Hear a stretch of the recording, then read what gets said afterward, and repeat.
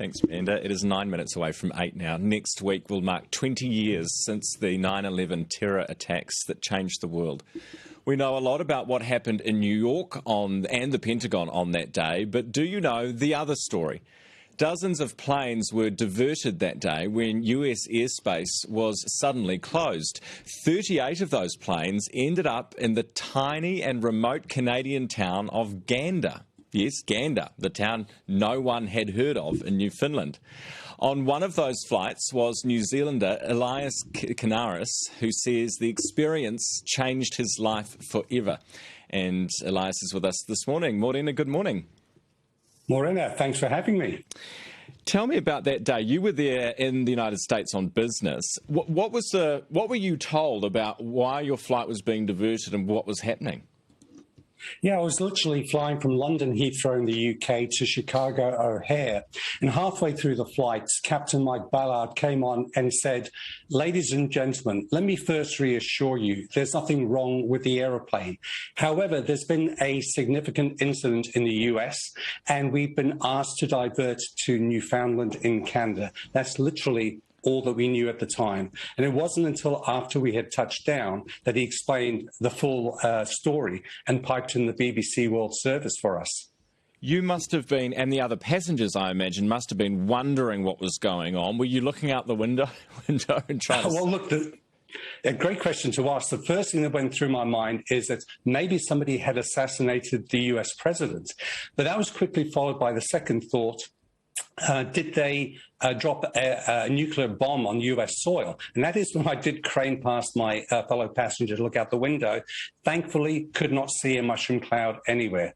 So you guys were all pretty calm at this point. You're thinking, oh, something odd's happened, but we're going to be safe and we're going to get to this unknown town called Gander safely. So then you land, and you must look at these other planes landing, and then you're thinking, what's happened?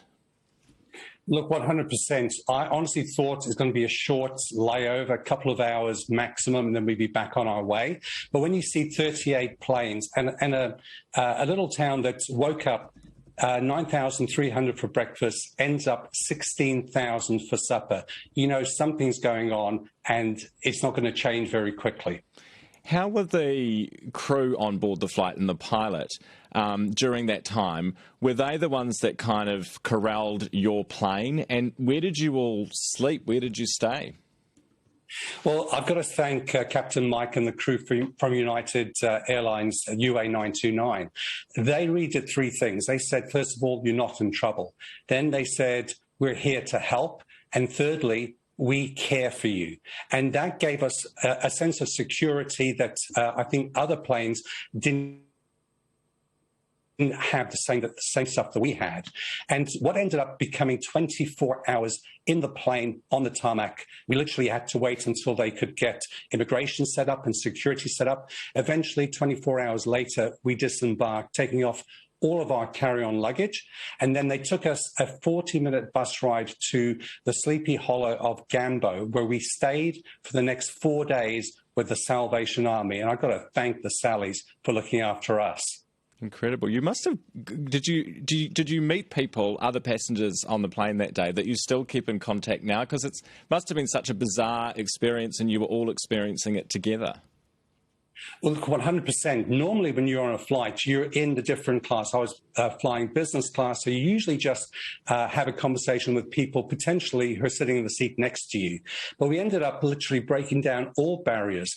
And there's a guy called Bob Smith, who originally was from the UK, was living in the States at the time, now lives in Perth. We still keep in contact with each other. And over the years, we've created a Facebook group that has continued to keep community together. And that's been 20 years on and still going strong.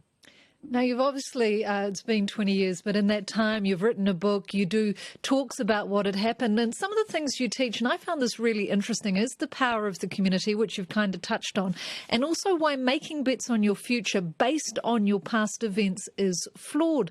Talk us a little bit about this and what you mean. Well, look, at the end of the day, when you look at this, there are three key lessons I've learned. First of all, you've got to take control of yourself first. In a crisis, you've got to be able to ask for help. And it's so important that we understand that, especially as we're going through COVID right now. But when you look at building and expanding your community, we could not have done this if the whole community hadn't come together. And that was quite important for us to understand that. We can then look out for other people in the community who are either broken, lost, or hurt, and we can look after them. And finally, when you look at the past, you've got to change the rules, because the rules of the past don't necessarily apply going forward. And I used to be a real workaholic, and a lot of what I was doing was based on being productive, writing that report, getting things done. I realized, and it took me a while to realize this, that I had to change the rules. You have to relax and you have to get out there and smell the roses. But everyone tends to deal with stress in different ways too. What about if you've got someone who is completely flying off in the wrong direction? What do you do? Well, look, one of the interesting things that we found is when you looked at how the Salvation Army operated, they had people who were there literally all the time, day and night. And the first night I was at the Sallies, I came in at about close to midnight just to sit there and write a report. And there was this older grandmother sitting there with knitting needles, just enjoying herself, about the only two people in this large hall. And she started to talk to me. And I thought to myself, really? Don't interrupt me. I'm trying to write a report. I didn't realize that all she wanted to do was make sure that I was okay. And sometimes you've got to just sit there and just connect in with somebody else. And if people are out there and you can see that they're, going through a difficult time, take the time out to just connect in with them. A lady called Teresa, we called her Mother Teresa, who was the Secretary of the Salvation Army, did that so well. She went in, found people who had real challenges and said, come to me, use my office, use my phone your family back in Australia and get hold of them. And sometimes we have got to be the people who lead by being calm ourselves. And if you're calm, you can help calm others. All right, Elias, thank you very much for your chat this morning. Nice to talk to you. That's leadership trainer and author Elias Kanaris, who's with us, explaining the day that his flight was diverted, 9/11 in 2001, of course, 20 years coming up later this month.